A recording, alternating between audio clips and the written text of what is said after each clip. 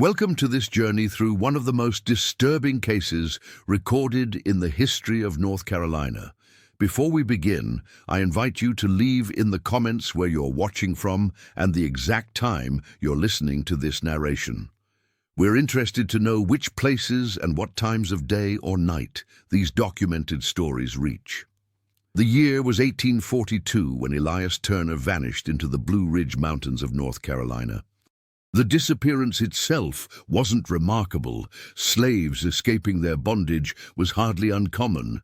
But what followed would haunt Wilkes County for generations. The peculiar nature of Turner's escape only became clear when one by one those who had pursued him began to disappear themselves. It started with a simple notation in the ledger of plantation owner Jeremiah Caldwell, Negro man, Elias absconded this day, March 2nd, 1842.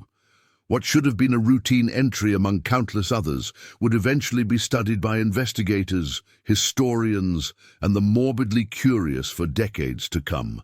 Because Elias Turner didn't just run, he seemed to vanish completely, taking with him a dark knowledge that would eventually consume those who had tormented him.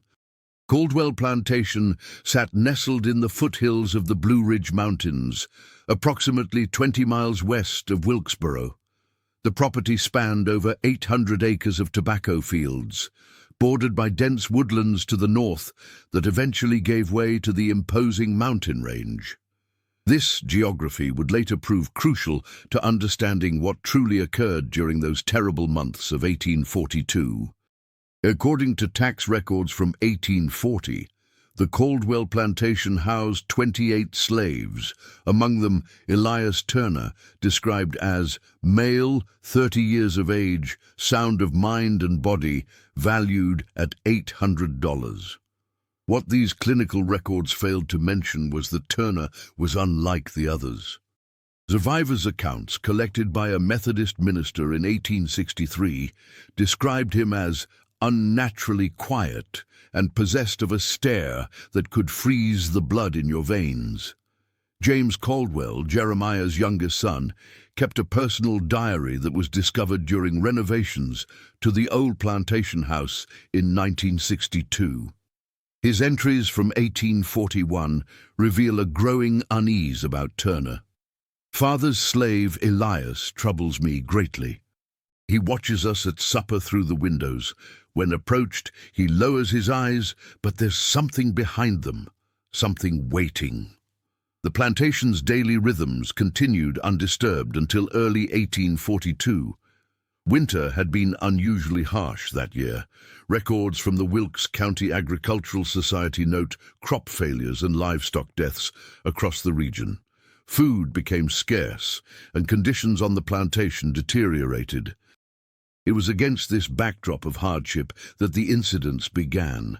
Martha Caldwell, Jeremiah's wife, maintained a household ledger discovered in the state archives in 1957. Her typically precise handwriting grows increasingly erratic in entries from January 1842. Strange noises from the slave quarters again tonight. Jeremiah insists it's merely the wind, but I know better. It's been happening since Elias was put in the cellar last week for stealing food. According to oral histories collected from descendants of neighboring landowners, Elias Turner had been caught taking extra rations from the storehouse during the food shortages.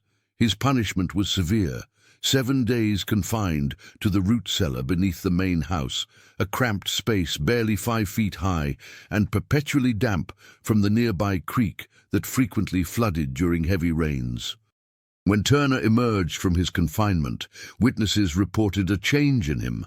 Sarah Miller, a house slave whose testimony was recorded by Union soldiers during Reconstruction, stated, "When Mr. Jeremiah brought Elias up from that cellar, he wasn't the same man who went down. His eyes had gone all hollow and he wouldn't speak, not even to us.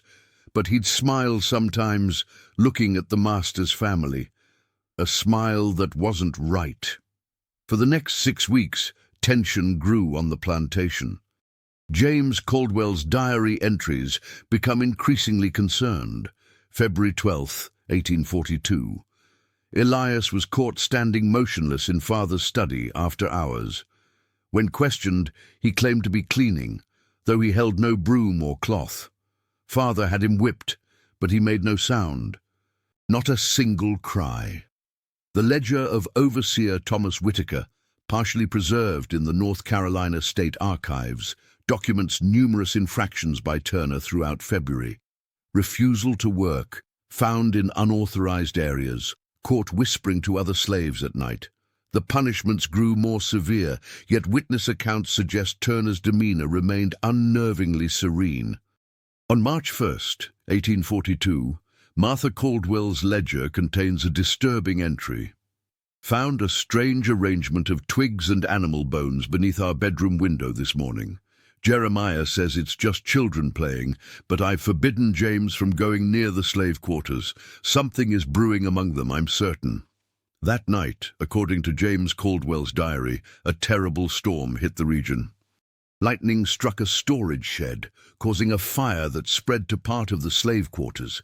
In the confusion that followed, Elias Turner disappeared.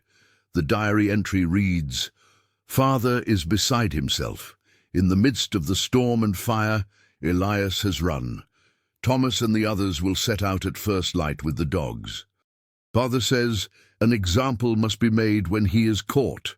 What happened next has been pieced together from multiple sources, including county records, personal correspondence, and oral histories passed down through generations. Overseer Thomas Whitaker and 5 men, including 2 experienced slave catchers from neighboring Montgomery County, set out the next morning. They brought with them 4 tracking dogs and supplies for an extended hunt, fully expecting to return with Turner within days. A letter from Jeremiah Caldwell to his brother in Richmond, dated March 10, 1842, expresses frustration. The search party has not returned, though they sent a messenger 3 days ago saying they had found tracks leading deep into the mountains. Thomas believes the fugitive is attempting to reach the communities of free coloreds, rumored to exist in the high country. They will continue the pursuit. No further word came from the search party. After 2 weeks, Jeremiah Caldwell organized a second group to find both Turner and the missing men. This group, led by his son James and neighboring plantation owner Frederick Harrison, ventured into the foothills with a larger contingent of 10 men. James Caldwell's diary entries during this search reveal a growing sense of dread. March 20th. We found the remains of a camp about 15 miles into the mountains. Signs of Thomas and his men, but they themselves are nowhere to be found. The dogs are agitated, refusing to track further up the slopes. 2 of the men are talking of turning back. 3 days later, located one of Thomas's tracking dogs, or what remains of it. The animal was skinned with remarkable precision, and its carcass arranged in a peculiar manner that I dare not describe in detail. Frederick insists this is the work of Indians, but there have been no Cherokee in these parts for years. The men are terrified. We press on tomorrow. His final entry, dated March 25th. Found a cave entrance partly hidden by undergrowth. Inside, signs of recent habitation. A piece of cloth identified as belonging to Thomas was discovered, along with unusual markings scratched into the stone. We will make camp and explore deeper at first light. Frederick believes we are close. I am no longer certain I wish to find what we are seeking. This would be the last written record from the second search party. None of the men returned to the Caldwell plantation. Their disappearance caused considerable alarm throughout Wilkes County. Records from the county sheriff's office, preserved in the regional archives, indicate that a formal investigation was launched in early April 1842. A letter from Sheriff William Donnelly to the governor, dated April 12th, requests additional resources. The disappearance of 15 men, including prominent citizens, represents an unprecedented crisis. Local superstition has taken hold, with rumors of vengeful spirits and Indian curses spreading among both white and colored communities. I respectfully request a detachment of state militia to assist in a thorough search of the mountain region and to restore public confidence. The state's response came in the form of Captain Martin Blackwood and 30 militia members, who arrived in Wilkesboro on April 20th. Their official report, filed on May 15th after weeks of searching, offers few answers. Despite extensive efforts, no trace of the missing search parties has been discovered, save for abandoned camps and certain items of personal property. The difficult terrain and onset of unseasonable storms hampered our efforts. It is the opinion of this command that the men may have become disoriented in the wilderness and perished from exposure or accident. This explanation did little to quell the growing unease in the county. Particularly troubling was the experience of militia scout Edward Jenkins, whose personal account was published in the Raleigh Observer in 1859 as part of a series on unsolved mysteries of the state. We found a peculiar clearing about 20 miles into the mountains, accessible only by a nearly invisible trail. The ground had been disturbed in numerous places, as if for shallow graves, yet our digging revealed nothing. Most unsettling was a crude shelter built against a large boulder, inside which we discovered a collection of personal effects: buttons, a pocket watch, tobacco pouches, items belonging to different men, arranged with deliberate care. With the militia's search yielding no definitive answers, life on the Caldwell plantation changed dramatically. Jeremiah Caldwell, having lost both his overseer and his son, became increasingly reclusive. Martha Caldwell's household ledgers show declining maintenance of the property and a reduction in agricultural output. Entries from summer 1842 frequently mention unusual occurrences and disturbances in the night. A neighboring plantation owner, Samuel Wright, wrote in correspondence to his son in Charleston, "The Caldwell place is falling into disarray. Jeremiah scarcely leaves the main house, and rumors abound regarding the slaves working without proper supervision. Most troubling are the stories that several of them have been seen wearing items belonging to the missing men, a gold pocket watch here, a fine leather boot there. When questioned by Martha, they claim these things were gifts from the mountain." As autumn approached, the situation deteriorated further. County records indicate that on September 3rd, 1842, Martha Caldwell was found dead at the base of the main staircase in the plantation house. The coroner's report listed the cause as accidental fall, but local newspaper accounts hint at more troubling circumstances. The Wilkesboro Gazette's brief obituary notes that servants reported hearing Mrs. Caldwell engaged in heated conversation with an unidentified person shortly before her fatal accident, though Mr. Caldwell insists she was alone. The day after Martha's funeral, Jeremiah Caldwell abruptly sold the plantation to a land speculator from Virginia and departed the county. The bill of sale, preserved in county records, shows the property sold for less than half its assessed value. More significantly, the document makes no mention of the slaves, whose legal status became ambiguous in the aftermath. A letter from Jeremiah to his brother-in-law, written from Richmond and dated October 1842, provides some insight into his hasty departure. "I could no longer remain in that place. The things I witnessed in those final weeks defy rational explanation. The slaves moved about the property as if guided by some unseen presence. Objects disappeared and reappeared in impossible locations, and always at the edge of the forest I felt eyes upon me, his eyes. Though he is surely dead in the mountains, Elias Turner haunts Caldwell land still. I have abandoned everything to escape what I can only describe as a creeping madness that has infected the very soil." The following month saw the former Caldwell slaves disperse, with some making their way to free territories and others integrating into communities of free blacks already established in the region. County census records from 1850 show no trace of the former plantation's workforce. The land itself remained largely abandoned until after the Civil War. In 1867, a northern industrialist purchased the property with intentions of establishing a lumber operation. This venture was short-lived. Company records, discovered during historical research in 1958, indicate persistent problems: equipment failures, worker accidents, and an unusually high rate of desertion among the laborers. The manager's logs contain increasingly frustrated entries. Men refused to work the north section bordering the forest. Claims of voices and unexplained movements among the trees. 3 more workers departed without collecting wages this week. Local superstitions making it impossible to maintain adequate staffing. By 1869, the lumber operation had been abandoned. The property changed hands several times over subsequent decades, never remaining under single ownership for long. Local folklore began to coalesce around the tale of Elias Turner, transforming from historical incident to regional legend.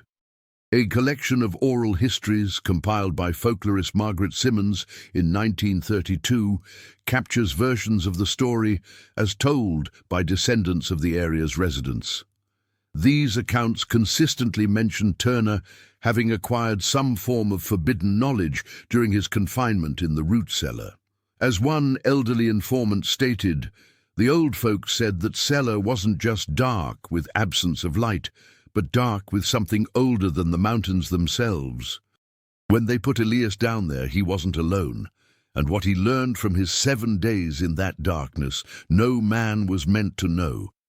Another recurring element in these folk narratives involves Turner's alleged discovery of hidden cave systems within the mountains, where he established a domain of his own and lured his pursuers to their doom. An account from the grandson of a former slave from a neighboring plantation claims, "My granddaddy said Elias learned the language of the mountain itself. He could speak to the rocks and make them move, open passages where there were none before. He built himself a kingdom inside that mountain, and those who had done him wrong, he called them to it, one by one." Historical investigation into the case resumed briefly in 1965, when Professor Howard Mitchell of the University of North Carolina led an archaeological survey of the former Caldwell property. His team discovered the foundations of the original plantation buildings, including the root cellar where Turner had been confined. Mitchell's field notes, archived at the university, described the cellar as unusually constructed, with portions of the foundational stonework bearing markings inconsistent with typical building practices of the era. More significantly, excavation revealed that the cellar floor had been built directly atop what appeared to be a natural fissure in the bedrock. A narrow but deep crack that, according to soil samples, had periodically admitted groundwater into the space. The most significant discovery came during exploration of the mountain area where the search parties had disappeared. Following the vague directions from historical accounts, Mitchell's team located a series of small caves approximately 20 miles from the former plantation site. Inside one of these caves, partially concealed by a rockfall that was determined to be decades old, they discovered human remains. Mitchell's official report states, "Skeletal remains of multiple individuals were recovered from the cave site. Preliminary analysis indicates the presence of at least 8 distinct persons, all male, with evidence suggesting they died during the same approximate time period. Several artifacts were recovered alongside the remains, including buttons, personal effects, and fragments of weapons consistent with the 1842 period." The report continues, "Most notable was the arrangement of the remains, which does not suggest natural death or accidental circumstances. The positioning appears deliberate, with skeletal elements disarticulated and reassembled in a pattern that suggests ritual significance. This finding contradicts historical assumptions about the fate of the search parties and raises troubling questions about the nature of their demise. Before more thorough analysis could be completed, university administrators halted the investigation, citing budget constraints and ethical considerations regarding disturbance of potential unmarked graves. The remains were reinterred, and the cave entrance was sealed. Professor Mitchell's requests for further funding were denied, and the project was officially terminated in November 1965. In his personal papers, donated to the university archive after his death in 1968, Mitchell expressed frustration with the abrupt end to his research. The Turner case represents a significant historical mystery that merits thorough investigation. The evidence suggests not a simple tale of an escaped slave and unfortunate search parties, but something far more complex and perhaps darker, involving calculated retribution carried out with methodical precision.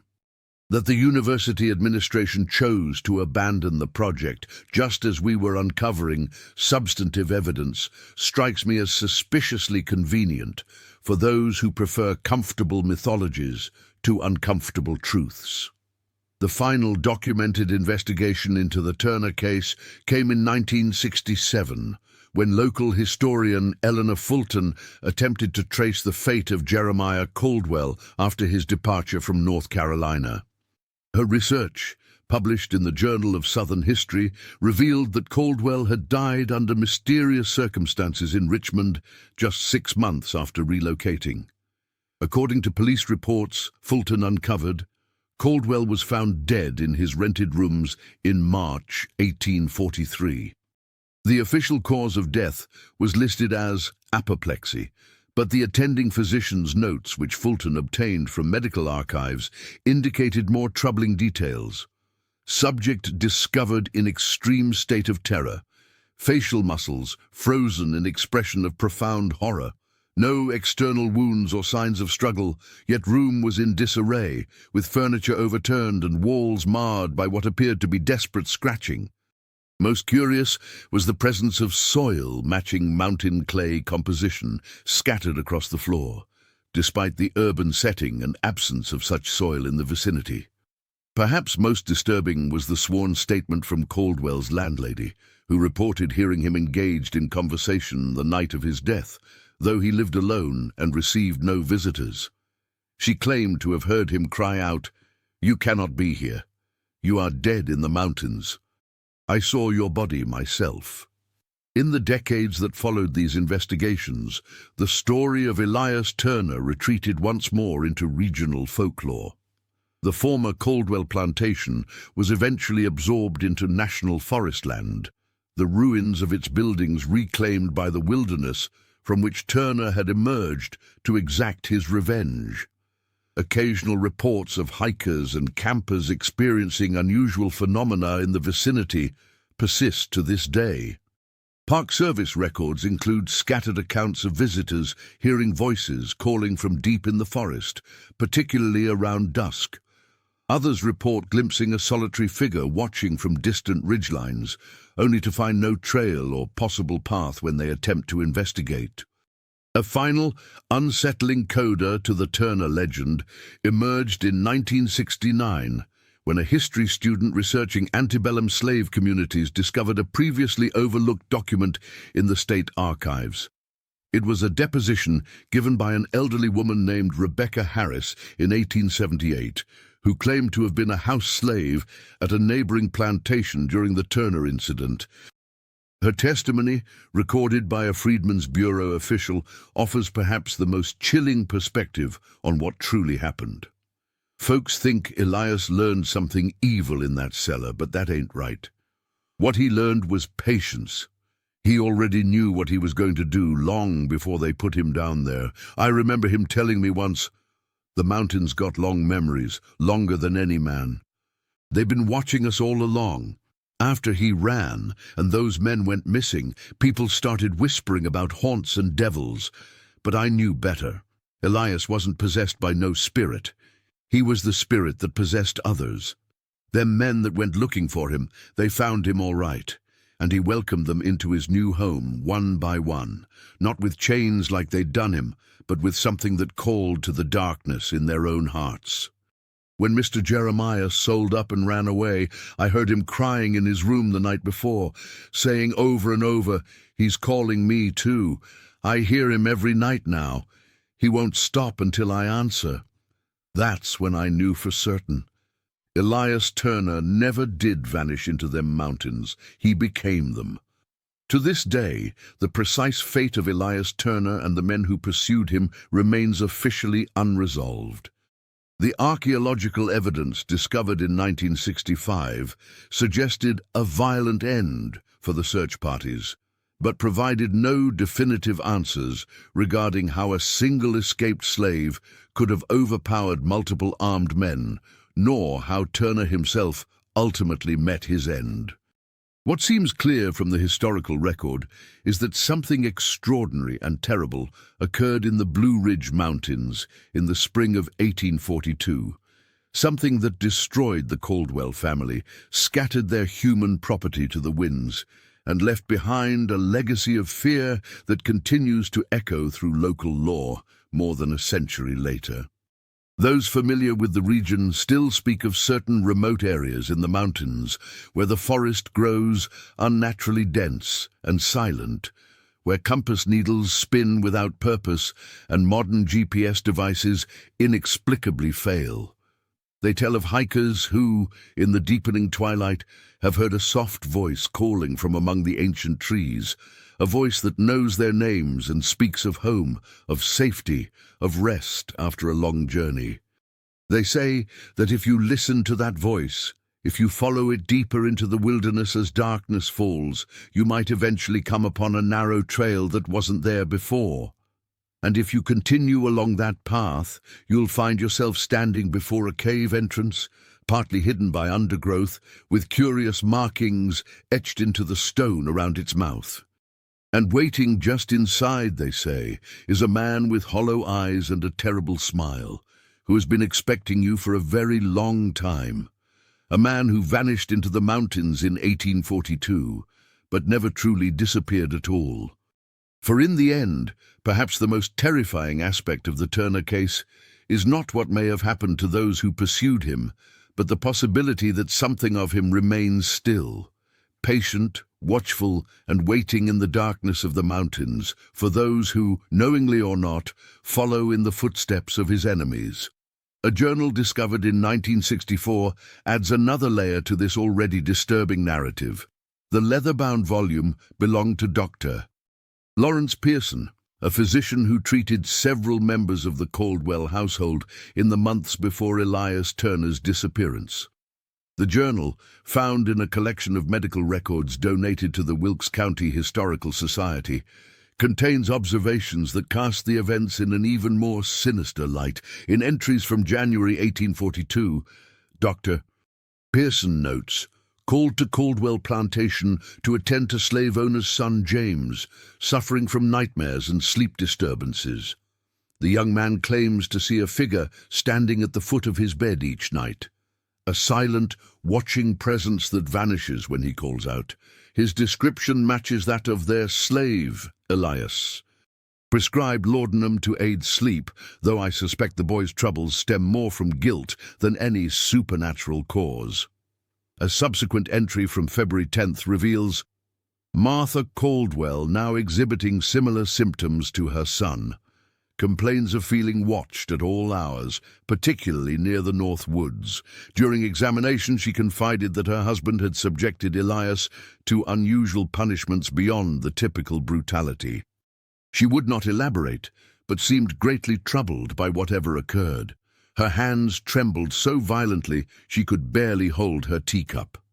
Most telling is Pearson's final entry regarding the Caldwells, dated February 28th, mere days before Turner's escape, summoned urgently to the plantation after overseer Thomas Whitaker collapsed during evening meal. Found the man in a state of extreme agitation, feverish and raving about what they did to Turner in the cellar. When pressed for details, Jeremiah Caldwell dismissed me abruptly, claiming Whitaker was merely drunk. As I departed, noticed Elias watching from the doorway to the kitchen, his expression unnervingly placid given the chaos. For the first time in my 20 years of practice, I felt a chill of genuine dread in that house. Dr. Pearson's journal raises disturbing questions about what truly occurred in the root cellar, what punishment or trauma might have transformed an ordinary enslaved man into the figure of rural nightmare that would later emerge from historical accounts. The physician's observations suggest that whatever happened was extreme enough to provoke guilt and fear even among those who had participated in or witnessed it. Further insights come from an unexpected source: the records of the Wilkes County Geological Survey conducted in 1868. The survey, intended to assess mineral deposits in the aftermath of the Civil War, included detailed mapping of cave systems in the Blue Ridge foothills. The lead geologist, Professor William Hargrove of Emory University, made a curious notation regarding the area where Turner allegedly disappeared. The local limestone formations contain extensive underwater passages, many of which remain unexplored due to dangerous currents and confusing layouts. Most notably, several of these subterranean waterways appear to connect the mountain caves with outlets much closer to settled areas, including one that emerges less than a mile from the former Caldwell property. This geological finding suggests a physical mechanism by which Turner might have moved between the plantation and the mountains unseen, a literal underground passage that could have allowed him to appear and disappear seemingly at will, contributing to the supernatural, elements that later attached to his legend. In 1871, an article appeared in the Raleigh Observer describing an unusual discovery made by workers clearing land for a railroad expansion near the former Caldwell property. During excavation, they uncovered a small underground chamber that appeared to have been deliberately constructed and concealed. Inside were found various items: a collection of small bones, later determined to be from local wildlife, bundles of dried herbs, a knife with unusual markings on the blade, and most significantly, a leather pouch containing a folded paper with writing identified as belonging to Elias Turner. The contents of this note were transcribed in the newspaper account. "They think the darkness their friend when they put me below the earth. They do not know I've been talking to the darkness longer than they've been alive. It listen better than any master ever did. It teach better lessons too. Now I know the ways beneath the mountain, the paths no overseer can follow, unless I call them. And I will call each one by name when the time come." This rare written testimony from Turner himself suggests he had indeed discovered the underground cave system during his confinement, and had perhaps been planning his escape and subsequent actions long before the opportunity arose. More disturbing is the implication that the root cellar itself may have contained an entrance to these passages, that Turner's punishment inadvertently gave him access to the very means of his liberation and revenge. A Methodist circuit preacher's diary from 1845 contains an account of a conversation with an elderly slave named Moses, who had worked alongside Turner at the Caldwell plantation. According to Reverend Johnson's entry, the old man spoke of Turner with a mixture of fear and reverence. He claimed that even before the incident in the cellar, Elias possessed unusual knowledge of plants and their properties, having been raised by a grandmother who practiced traditional healing arts from the African homeland. After his confinement, this knowledge reportedly expanded to include more sinister applications: compounds that could induce hallucinations or paralysis, poisons that left no trace. Moses believed Turner had used these substances against his pursuers, weakening them before leading them deeper into the mountains. This pharmacological angle provides a potentially rational explanation for how a single man might have overcome multiple armed pursuers, as well as for the reports of voices and visions experienced by those who encountered Turner. If he indeed possessed knowledge of native plants with psychoactive properties, He could have induced disorienting or terrifying experiences in his victims before dispatching them. The regional oral histories collected in the early 20th century frequently mention another element absent from official records: the belief that Turner had formed alliances with small groups of Cherokee who had managed to remain hidden in the mountains after the forced relocations of the 1830s. According to these accounts, Turner's grandmother had been friendly with the indigenous healers in her youth, learning some of their practices and establishing connections that her grandson would later leverage. An interview with Samuel Cooper, recorded in 1928 when the man was in his 90s, offers this perspective. "My daddy was just a boy when all this happened, but he remembered the talk among the slaves. They said Elias had found the hidden people in the mountains, the Indians that refused to walk the Trail of Tears. They took him in because his grandma had been kind to their people years before, taught him how to move through the forest without leaving signs, how to use the cave paths that ran under the mountains. That's how he could appear and disappear like smoke. He knew ways of traveling nobody else remembered." While historians have generally dismissed these claims as folkloric embellishments, archaeological evidence discovered in 1959 lends them some credence. During construction of the Blue Ridge Parkway, workers uncovered the remains of a small settlement in an isolated valley, containing artifacts of both African and Cherokee origin dating to the mid-19th century. The site included a concealed observation point overlooking one of the main trails that would have been used by search parties from the settled areas, suggesting a community positioned to monitor and perhaps intercept intruders.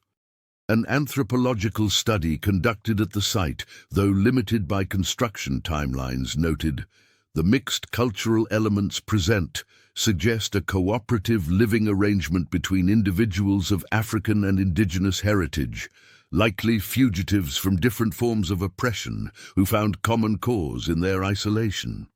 The defensive positioning of the settlement indicates an awareness of potential threats from the lowlands, while its proximity to several cave entrances aligns with local legends regarding underground passages used by escaped slaves. This physical evidence of collaboration between marginalized groups adds plausibility to the theory that Turner had assistance in his campaign against his former captors, that rather than acting alone, he may have become part of a small but determined community with intimate knowledge of the mountain landscape and strong motivations to resist incursions from slave catchers and other representatives of the plantation system. The summer of 1843 brought another strange development to the Turner narrative. According to county records, a fire destroyed an unoccupied cabin approximately 5 miles from the former Caldwell plantation. When neighbors investigated the blaze, they discovered the body of a man later identified as Daniel Roberts, one of Jeremiah Caldwell's cousins, who had briefly taken residence in the area to manage the sale of the abandoned property. The coroner's report stated Roberts died of smoke inhalation, but noted peculiar circumstances.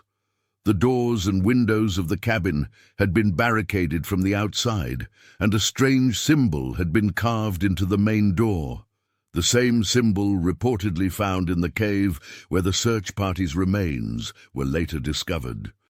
Most disturbing was the discovery, clutched in the dead man's hand, of a small piece of paper bearing the words, "The mountain remembers what you did in the cellar." This incident, occurring more than a year after Turner's disappearance, suggested that someone, either Turner himself or individuals acting on his behalf, remained active in the area, methodically tracking down those connected to whatever had transpired in the root cellar.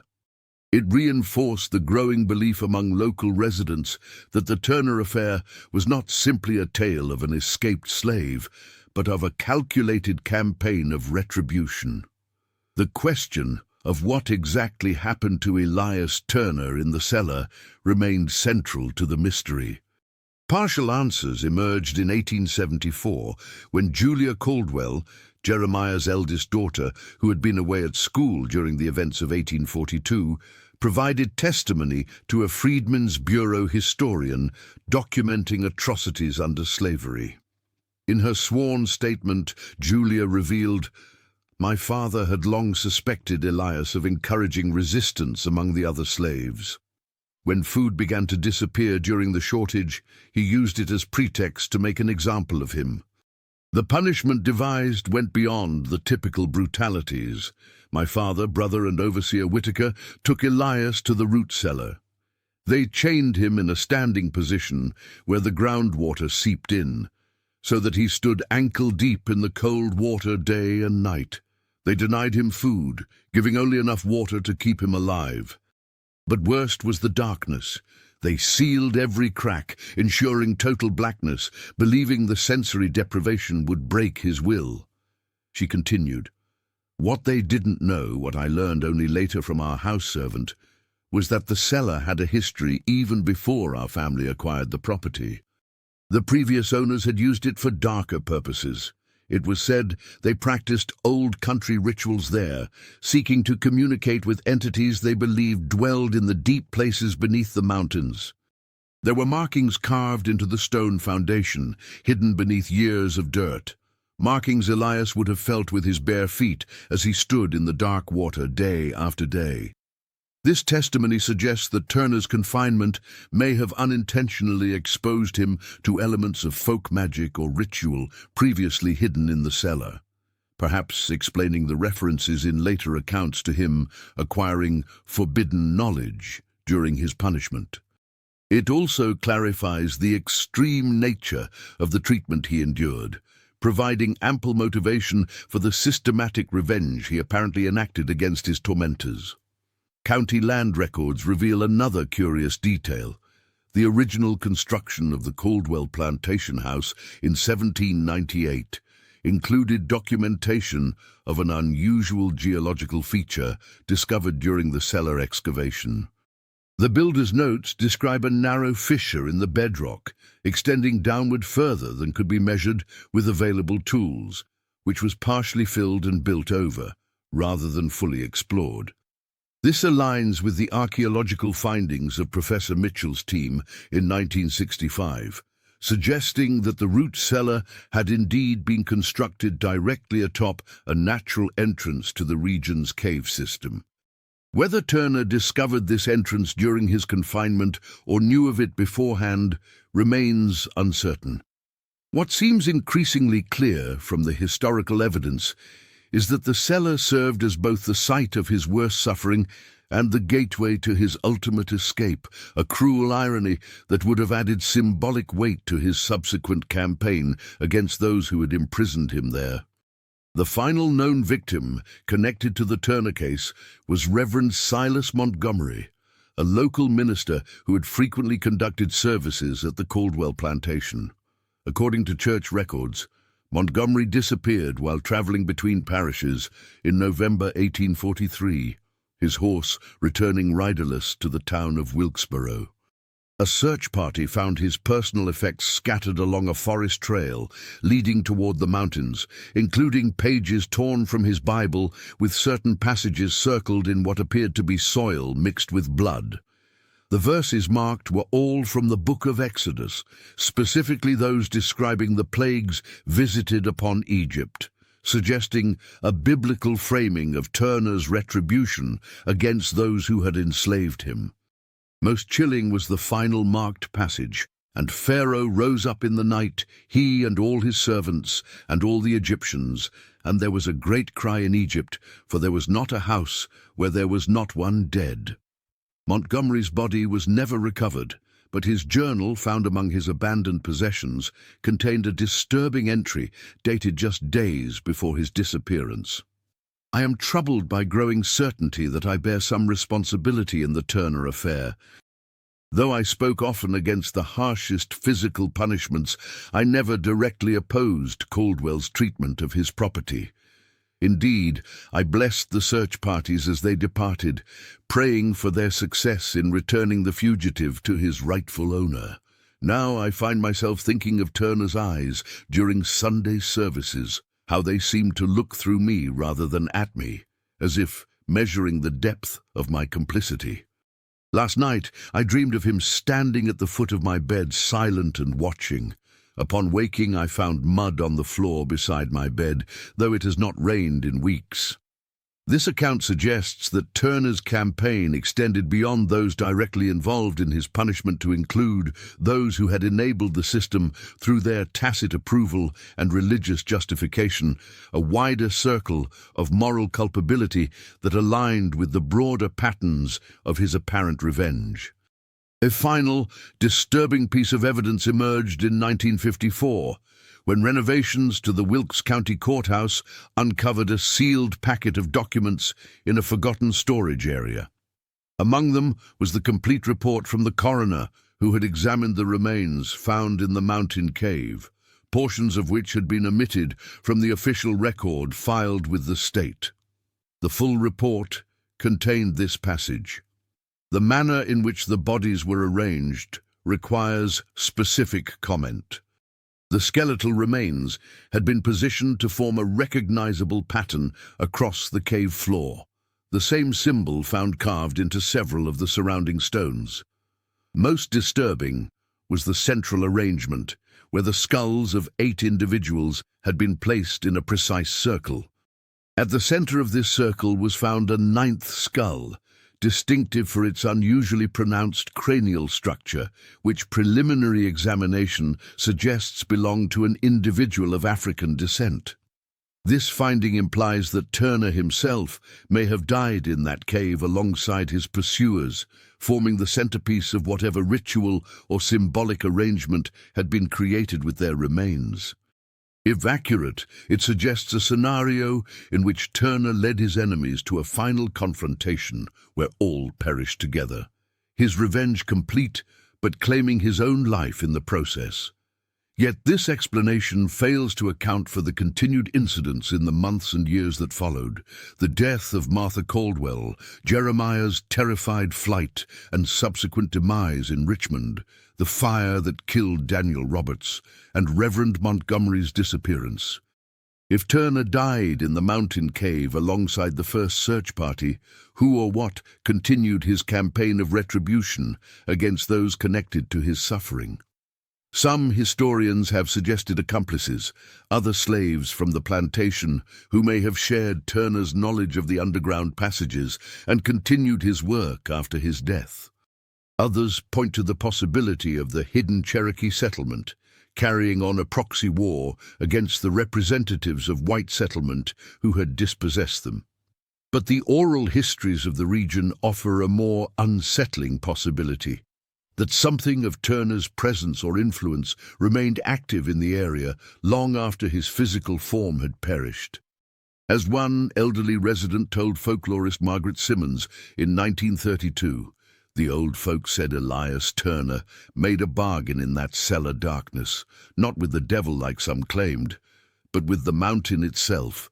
He gave it his rage, his pain, his righteous fury, and in return, it gave him ways to move through shadow and stone. And when his body finally fell, his purpose didn't die with it. The mountain kept his promise, kept his memory, kept his vengeance alive. The Turner legend gained renewed attention in 1967 when 3 college students disappeared while hiking in the Blue Ridge Mountains approximately 25 miles from the former Caldwell property. Their abandoned campsite was discovered 2 weeks after they were reported missing, with their equipment still in place but no sign of the hikers themselves. Among the items recovered was a camera containing exposed film. When developed, the final photographs showed a distant figure observing their camp from a ridgeline, a dark silhouette impossible to identify clearly, but described by one search team member as having an unnatural stillness about it, like something pretending to be human. The official report concluded the students likely became disoriented in the wilderness and perished from exposure, their bodies potentially carried away by wildlife or lost in the rugged terrain. But among the locals who assisted in the search, rumors persisted that the young people had unknowingly camped near one of the Turner places, locations where the boundary between the physical world and whatever realm Turner now inhabited grew thin. An archaeological survey conducted in 1968 as part of the search effort made an unsettling discovery. The students' campsite had been established, apparently by coincidence, directly above a previously unmapped cave entrance. Limited exploration of this passage revealed it connected to the larger system that ran throughout the region, potentially linking to the cave where the original search party's remains had been found decades earlier. Professor Mitchell, who had led the earlier investigation into the Turner case, was consulted briefly before his death. His final notes on the matter, preserved in his personal papers, read simply, "The pattern repeats. The mountain remembers." In the decades that followed, occasional incidents continued to be associated with the Turner legend. Hikers reported encounters with a solitary figure on remote trails who would vanish when approached. Strange symbols, matching those found in the cave, began to appear carved into trees along certain paths, particularly after storms disturbed the older growth forest. Most recently, in 1969, a retired history professor from Duke University, Dr. Edward Coleman, began researching a comprehensive book on the Turner case. According to colleagues, he had accumulated substantial documentation and planned extensive fieldwork in the region where the events occurred. 3 months into his research, Coleman's car was found abandoned on a mountain road near one of the purported Turner places. A search of the vehicle revealed his research materials meticulously organized, including a detailed map marking locations connected to the case. A final journal entry, dated the day of his disappearance, read, "Meeting local contact at Raven Rock, Overlook to discuss cellar excavation possibilities. Breakthrough imminent regarding the symbol's origin." Despite extensive search efforts, no trace of Dr. Coleman was ever found. His unfinished manuscript, recovered from his university office, ended with a chapter titled "What Waits in the Darkness," the contents of which consisted only of a single handwritten note. "He's watching me write this." The unresolved nature of the Turner case continues to haunt the Blue Ridge region. While historical evidence provides partial answers regarding the physical events of 1842, the full truth remains elusive, buried in the mountain passages, locked in the memories of the long dead, or perhaps still moving through the ancient forests, a patient presence that neither forgives nor forgets. Park rangers and long-time residents know certain areas to avoid, particularly as daylight wanes. They warn visitors away from unmarked trails that seem to appear after rainfall, from cave entrances partially concealed by vegetation, from clearings where the forest falls suddenly, unnaturally silent. For they understand what historians and archaeologists have yet to fully acknowledge, that the story of Elias Turner transcends the historical record to touch something deeper and more primal. It speaks to the enduring power of the landscape itself to absorb and reflect human trauma, to the way certain acts of cruelty or resistance can imprint themselves upon a place so deeply that they continue to echo across decades. In the end, perhaps the most disturbing aspect of the Turner narrative is not the question of how one man might have exacted such thorough revenge against his oppressors, but rather the suggestion that some injustices run so deep that even death cannot contain their consequences, that the land itself might become vessel and vector for a retribution that operates beyond human timeframes, patient and inexorable as the mountains that stand silent witness to our brief dramas.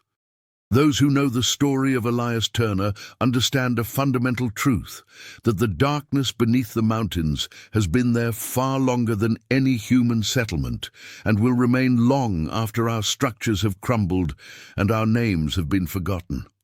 And in that darkness, something waits, something that remembers every cruelty, every act of violence, every moment of suffering inflicted by one person upon another. Something that sometimes still calls to travelers who wander too far from marked paths, beckoning them deeper into the wilderness with promises of shelter, of rest, of a warm welcome after a long journey. Something that wears a face both familiar and strange, with hollow eyes and a terrible smile. Something that has been expecting you for a very long time.